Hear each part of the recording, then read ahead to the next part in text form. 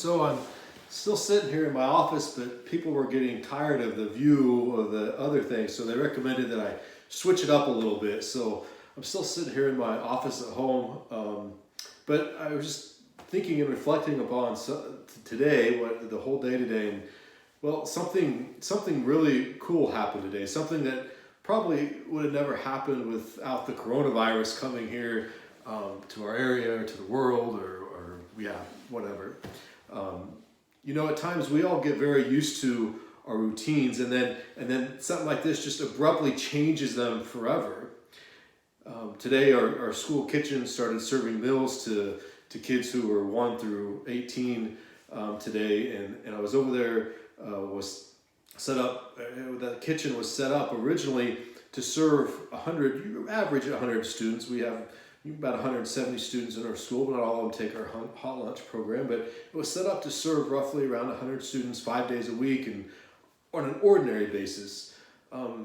Today I helped our staff put together lunches for over 250 kids, and every person who was in that kitchen was preparing a meal. Their routines and their daily lives have been changed.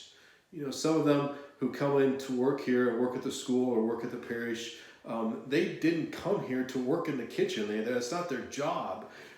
But they came here with the kids being gone and everything. Their jobs have essentially changed. Their routines have changed. Things have changed in their own lives. And later in the afternoon, I watched as one of our families came to get their lunches, and it got me thinking, these kids, they were on spring break last week.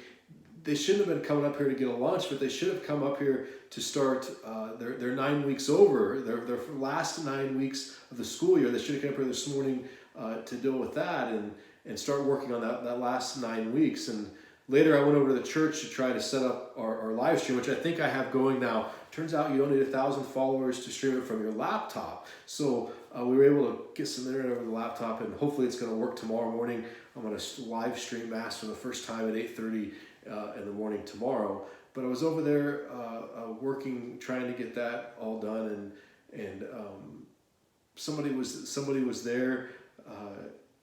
Somebody was there, and I was talking with them about how this changed their life. And later on, I sat on a Zoom meeting with all of our teachers and faculty, helping to plan out the new schedule for our students with this new way of education that we're doing. But with all the people that I made contact with today, either being in the same room with at the lunch or virtually being on the computer with them, even the people who were walking down the street here earlier, all of them had a smile on their face, or there was a joy about it, even in this challenging times that we're going through now.